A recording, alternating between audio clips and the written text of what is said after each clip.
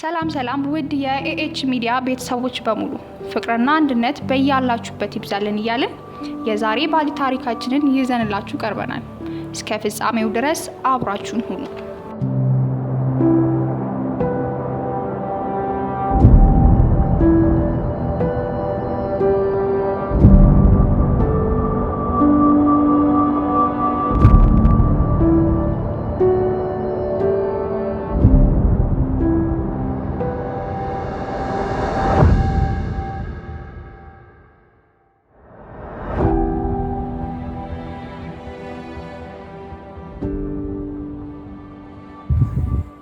ኦፕራ ጌል ዊንፍሬይ የተወለደችው ኦፕራ ጌል ዊንፍሬይ ጃንዋሪ 29 በ1954 ሲሆን አሜሪካዊ የንግግር ትርኢት አስተናጋጅ፣ የቴሌቪዥን አዘጋጅ፣ ተዋናይ፣ ደራሲና የሚዲያ ባለቤት ነች። ከ1986 እስከ 2011 ድረስ ለ25 ዓመታት በብሔራዊ ሲኒዲኬሽን ባካሄደው የቺካጎ ስርጭት ኦፕራ ዊንፍሬይ ሾው በተሰኘው በንግግር ትርኢትዋ ትታወቃለች። የሁሉም ሚዲያ ንግስት የተባለችው ይህች የሴት ፈርጥ በ20ኛው ክፍለ ዘመን እጅግ በጣም ሀብታም አፍሪካዊ አሜሪካዊ ነበረች እና በአንድ ወቅት የዓለም ብቸኛው ጥቁር ሚሊዮነር ነበረች። እንደ ኢሮፒያን አቆጣጠር በ2007 እሷ ብዙ ጊዜ በዓለም ላይ በጣም ተደማጭነት ያላት ሴት ሆና ተመድባለች። ዊንፍሬይ በገጠር ሚሲሲፒ ውስጥ በድህነት ውስጥ የተወለደችው ከአንድ ታዳጊ እናትና በኋላም በውስጥ ከተማ የሚልዋኪ ነው። በልጅነቷና በወጣትነቷ መጀመሪያ ላይ በደል እንደተፈጸመባትና በ14 ዓመቷ እንዳረገዘች ትናገራለች። ልጇ ያለ ጊዜው ተወልዶ በህፃንነቱ ሞቷል። ከዛም ዊንፍሬይ ለአባቷ ከጠራችው ሰው ቬርኖል ዊንፍሬይ በናሽቪል ቴኔሲ ውስጥ ከፀጉር አስተካካይ ጋር እንድትኖር ተላከች። የሁለተኛ ደረጃ ትምህርት ቤት እያለች የሬዲዮ ስራ አገኘች። በ19 ዓመቷ ለአካባቢው የምሽት ዜና ተባባሪ ነበረች። የዊንፍሬይ ብዙ ጊዜ ስሜታዊና ገላጭ ማድረስ በመጨረሻ ወደ የቀን የውይይት መድረክ እንድትሸጋገር አድርጓታል። I think that success is a process, and I believe that my first Easter speech in the Kosciuszko Baptist Church at the age of 3.5 was the beginning, and that every other speech, every other book I read, every other time I spoke in public was a building block. So that by the time I first sat down to audition in front of a television camera and somebody says, read this, what allowed me to read it so comfortably and be so at ease with myself at that time was the fact that I'd been doing it a while. If I'd never read a book. በሶስተኛ ደረጃ የተሰጠውን የሀገር ውስጥ የቺካጎ የውይይት ትርኢት ወደ አንደኛ ደረጃ ከፍ ካደረገች በኋላ የራሷን የምርት ኩባንያ አቋቋመች። እንደ ኢሮፒያን አቆጣጠር በ1990ዎቹ አጋማሽ ላይ ዊንፍሬይ በስነ ጽሁፍ ራስን ማሻሻል አእምሮአዊነትና መንፈሳዊነት ላይ በማተኮር ትርኢቷን እንደገና ፈለሰፈች። ምንም እንኳን የኑዛዜ ባህልን በመክፈቷ አወዛጋቢ የሆኑ ራስን የመረዳት ሀሳቦች በማስተዋወቅና በስሜት ላይ ያተኮረ አካሄድ ስላላት ትችት ቢሰነዘርባትም መከራም በማሸነፍ ለሌሎች ደጋፊ በመሆን ትሞገሳለች። And I would not have been able to be as comfortable with myself had I not made mistakes on the air and been allowed to make mistakes on the air and understand that it doesn't matter. You know, there's no such thing to me as an embarrassing moment. No such thing. If I tripped and fell, if my bra strap showed, if my slip fell off, if I fell flat on my face, there's no such thing as an embarrassing moment because I know that there is not a moment that I could possibly experience on the air that somebody else hasn't already experienced. So when it happens, you say, oh, my slip. ዊንፍሬይ እንደ ኢሮፒያን አቆጣጠር በ2008 ፕሬዝዳንታዊ ውድድር የፖለቲካ ኃይሎና ብቅ አለች።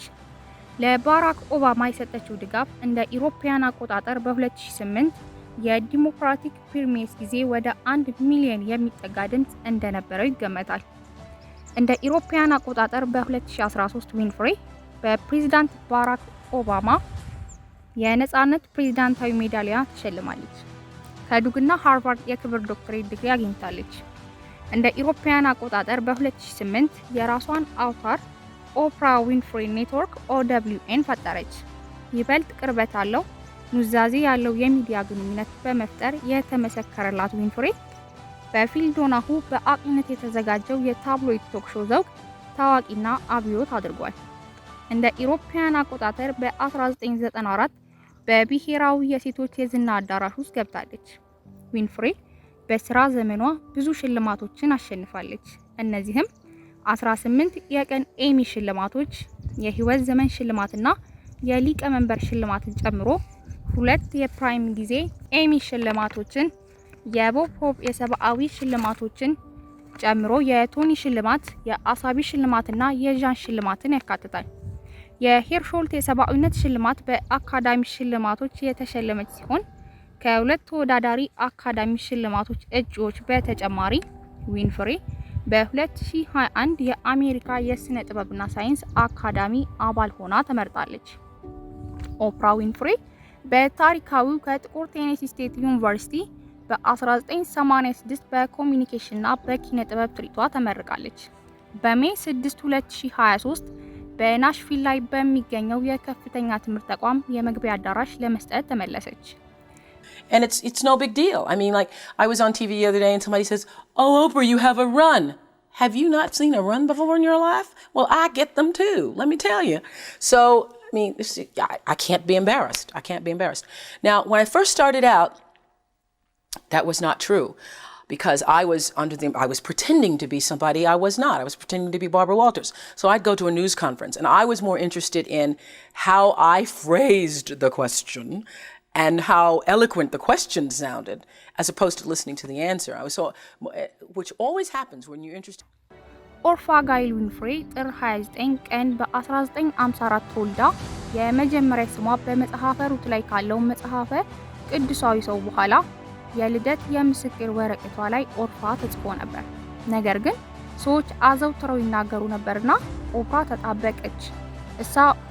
እሷ በኮሲስኮ ሚሲሲፒ ውስጥ ከአንዲት ወጣት እናት ቨርኒታሊና ከአባቷ ቨርነል ዊንፍሬይ ተወለደች። የዊንፍሬይ ወላጆች በጭራሽ አልተጋቡም። ቨርኒታሊ በ1933 እስከ 2018 የቤት ሰራተኛ ነበረች። ቨርነል ዊንፍሬይ በ1933 እስከ 2022 ከድንጋይ ከሰል ቆፋሪ ወደ ጸጉር አስተካካይነት ተቀይሮ የከተማ ምክር ቤት አባል የነበረ ሲሆን ስትወለድ በጦር ኃይሎች ውስጥ የነበረች ብሔረሰብ ዛሬ ላይቤሪያ ባለው አካባቢ የጄኔቲክ ሜካፓ 89%፣ ከሰሃራ በታች ካሉ አፍሪካውያን 8%፣ የአሜሪካ ተወላጆችና 3% ምስራቅ ኤዥያ እንደሆነ ተወስኗል።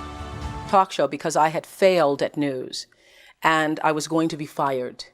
And the news director was paying me $22,000 a year. God only knows what my co-anchor was making. But was paying me $22,000 a year, and they thought they were paying me too much money to only just do news stories. And so I'd been taken off the 6 o'clock news and was put on the early morning, like 5:30 cut-ins, and they tried to convince me at the time. They said, "You know, you're so good that you need your own time period. So we're going to give you 5 minutes at 5:30 in the morning." አያቷ በጣም ድሃ ስለነበረች ዊንፍሬይ ብዙ ጊዜ ከድንች ቀረጢት የተሰሩ ልብሶችን ትለብሳለች። ለዚህም ሌሎች ልጆች ያሾፉባት ነበር። አያቷ 3 ዓመት ሳይሞላቸው ማንበብን አስተምረው ወደ አጥቢያ ቤተክርስቲያን ወሰዷትና የመጽሐፈ ቅዱስ ጥቅሶችን በማንበብ ችሎታዋ ሰባኪዋ የሚል ቅጽል ስም ተሰጥቷታል። ዊንፍሬይ ልጅ ሳለች አያቷ ተሳዳቢ እንደነበረች ትናገራለች። በ6 ዓመቷ ዊንፍሬይ ወደ ሚልዋኪ ዊስኮንሲን ውስጥ ወደሚገኝ የውስጥ ከተማ ሰፈር ከአያቷ ያነሰ ደጋፊና አበረታች ከነበረችው እናቷ ጋር ተዘዋወረች። ይህም በአብዛኛው እንደ ገረድ በሰራችው ረጅም ሰዓታት ምክንያት ነው። በዚህ ጊዜ ሌላ ሴት ልጅ ወለደች። የዊንፍሬይ ታናሽ እህት ፓትሪሺያ ከኮኬን ሱስ ጋር በተያያዙ ምክንያቶች በየካቲት 2003 በ43 ዓመቷ ሞተች። እንደ ኢሮፒያን አቆጣጠር በ1962 ሁለቱንም ሴት ልጆች ለማሳደግ ተቸግራ ነበር። ስለዚህ ዊንፍሬይ ለጊዜው በናሽቪል ቴኔሲ ውስጥ ከቬርኖል ጋር እንድትኖር ተላከች። ዊንፍሬይ በናሽቪል ውስጥ በነበረችበት ጊዜ ሶስተኛ ሴት ወለደች። በድህነት ላይ እንድትገኝ ያደረጋት የገንዘብ ችግር ለማቃለል በማሰብ በጉዲፈቻ የተቀመጠችና በኋላም ፓትሪሺያ ተብላ ተጠራች። ዊንፍሬይ እስከ 2010 ድረስ የሁለተኛ ግማሽ እህት እንዳላት አላወቀች። ዊንፍሬይ ከእናቷ ጋር በመመለስ በ1989 ከኤድስ ጋር በተያያዙ ምክንያቶች የሞተውን የዊንፍሬይ ግማሽ ወንድም ጄፍሪ ወለደች። በ8 ዓመቷ በባፕቲስት ቤተክርስቲያን ተጠመቀች። ማተምና መጽሐፍ ዊንፍሬይ 5 መጽሐፎች በጋራ አዘጋጅተዋል። እንደ ኢሮፒያን አቆጣጠር በ2005 የክብደት መቀነስ መጽሐፍ ይፋ በሆነበት ከግል አሰልጣኟ ቦብ ግሪን ጋር በጋራ በጻፉት ያልተገለጸው የቅድመ ክፍያዋ ከዚህ ቀደም በቀድሞ የዩኤስ ግለ ታሪክ ተይዞ የነበረውን የዓለም ከፍተኛው የቅድመ ክፍያ ሪከርድ መስበር ችሏል። And because every time I see a story about Oprah, Harry, and Meghan, it's bombshell interview. So I wanted to know, what do you think about the characterization, Oprah, about bombshell interview? ኦፕራ ሰፊና ቀጣይነት ያለው እድገት ያለው የሪል ስቴት ፖርትፎሊዮ የህይወቷና የሙያዋ የከፍተኛ ትኩረት ሰብስቧል። ብዙ ታዋቂ የኢንዱስትሪ ማሰራጫዎች እንደ ኢሮፒያን አቆጣጠር እስከ 2022 ድረስ በድምሩ ወደ $127 ሚሊዮን የሚገመት ኢንቨስትመንቷን በተመለከተ ባለጸጋ ብለው ሰይሟታል። I truly believe that the reason I've been able to be so financially successful is because my focus has never, ever for 1 minute been money. ዊንፍሬይ የሁለተኛ ደረጃ ትምህርት ቤት ፍቅረኛ አንቶኒ ኦቴ በመቶዎች የሚቆጠሩ የፍቅር ማስታወሻዎችን ያተረፈበት በዊንፍሬይ ከፍተኛ የሁለተኛ ደረጃ ትምህርት ቤት የጀመረውን ንጹህ መጠናናት አስታውሷል። ዊንፍሬይ ራሷን በክብር በመብራት ሞዴል ተማሪ ነበረች። ሁለቱ ስለማግባት ተናገሩ። ነገር ግን ኦቴ ዊንፍሬይ ሊሰጠው ከሚችለው በላይ ለሆነ ህይወት እንደተዘጋጀ ሁልጊዜ በድብቅ እንደሚያውቅ ተናግሯል። በከፍተኛ ዓመቷ በቫላንታይን ቀን ከሱ ጋር ተለያይታለች። እንደ ኢሮፒያን አቆጣጠር በ1971 ከኦቲ ጋር ከተለያዩ ወራቶች በኋላ ዊንፍሬይ ዊሊያም ቡባ ቴይለርን በቴኒሲ ስቴት ዩኒቨርሲቲ ያገኘው። የሲቢኤስ ጋዜጠኛ ጆርጅ ማየር እንዳለው ቴይለር የዊንፍሬይ መጀመሪያ ለፍቅር መሞት ነበር። ጥልቅ ፍቅር ተጋርተናል፣ የማንረሳው ፍቅር ትላለች።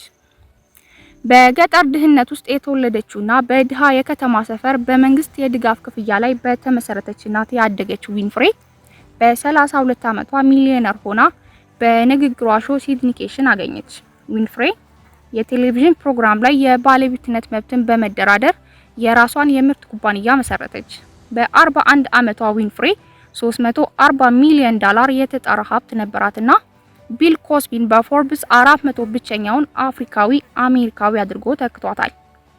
እንደ ኢሮፒያን አቆጣጠር በ2000 በ$800 ሚሊዮን የተጣራ ዊንፍሬይ በ20ኛው ክፍለ ዘመን አፍሪካዊ አሜሪካዊ ሀብታም እንደነበረ ይታመናል። በኢሊኖይ ዩኒቨርሲቲ ከዊንፍሬይ የቢዝነስ ጥበብ ላይ ያተኮረ ኮርስ ተሰጥቷል። እሱም ኦፕራ ዊንፍሬይ ታይኮል ዊንፍሬይ እንደ ኢሮፒያን አቆጣጠር በ2006 በዩናይትድ ስቴትስ ውስጥ ከፍተኛ ተካፋይ የቴሌቪዥን አዝናኝ ነበር። በአመቱ $260 ሚሊዮን በሚገመት ገቢ አግኝቷል። ይህ የሙዚቃ ሁለተኛ ደረጃ የተቀመጠው ሲሞን ኮዌል ካገኘው 5 እጥፍ ይበልጣል። በ2008 ዓመታዊ ገቢዋ ወደ $275 ሚሊዮን አድጓል። I was as surprised by the bombshell as everybody else. I was doing an interview to offer them a platform to tell their story about why they left. And that was my number one intention, was just clarity on why did you leave. And so some of the things that were revealed in that interview came as a surprise to me. And those surprises are now referred to as bombshell. But I didn't set out to do a bombshell interview. I set out to do an interview, have a conversation that would allow them to tell their story. ኦፕራ በባፕቲስት ነበር ያደገችው። ገና በለጋ ህይወቷ በአካባቢው በአብዛኛው አፍሪካዊ አሜሪካዊ የደቡብ ባፕቲስት ኮንቬንሽን ብዙ ጊዜ ጥልቅ ሃይማኖታዊና እንደ ወንጌላዊ ፕሮቴስታንት ጥቁር ቤተክርስቲያንና ዳግም መወለድን በሚያውቁ ጭብጦች ላይ ትናገር ነበር። I don't believe in luck. I think luck is preparation meeting opportunity, but I felt like I had somewhat prepared myself, but that I had happenstance into it. ዊንፍሬይ አስተያየቶችና የድጋፍ ኃይሉ በህዝብ አስተያየት ላይ በተለይም በሸማቾች ግዢ ምርጫዎች ላይ ተጽዕኖ የማድረግ ኃይሏ የኦፕራ ተጽዕኖ የሚል ስያሜ ተሰጥቷታል። ውጤቱ እንደ መጽሐፍ ሽያጭ፣ የበሬ ስጋና የምርጫ ድምጽ ባሉ የተለያዩ ጎራዎች ውስጥ ተመዝግቧል። እንደ ኢሮፒያን አቆጣጠር በ1996 መገባደጃ ላይ ዊንፍሬይ የኦፕራ መጽሐፍ ክበብ ክፍልን ለቴሌቪዥን ትርኢትዋ አስተዋወቀች። For me, the beginning of realizing that, oh, you can laugh at yourself and you can make a mistake and it's not the end of the world. You don't have to be perfect. And biggest lesson for me for television, because then it didn't matter. ውድ ቤተሰቦቻችን ምንም ጊዜ ቢሆን ለዓላማችን ታማኝና ጠንካራ ከሆንን ካሰብንበት ከተመኘነውና ህልማችንን ከግብ ለማድረስ ለሚገጥሙን ፈተናዎች በሙሉ እጅ የማንሰጥ ብርቶች እንሆናለን። የዛሬው ባለ ታሪካችን ይህንን ይመስል ነበር። ቁም ነገር እንዳገኛችሁበት ተስፋ እናደርጋለን። ሐሳብ አስተያየት ካላችሁ ከስር በሚገኘው ሰብስክራይብ የሚለውን በመጫን ሁሉንም ፕሮግራማችን በፍጥነት እንዲደርሶ የደውል ምልክቱን ይጫኑ። And I would do this job and take on a second job to make ends meet if nobody paid me, just for the opportunity to do it. That's how you know you're doing the right thing. የዛሬው ፕሮግራም በመምራት እኔ ኢክራም ሲጃ አብሬያችሁ ነበርኩ። በቀጣይ ዝግጅት እስክንገናኝ ድረስ ቸር ሰናይ ጊዜን ተመኘን። ይህ የኤኤች ሚዲያ ነው።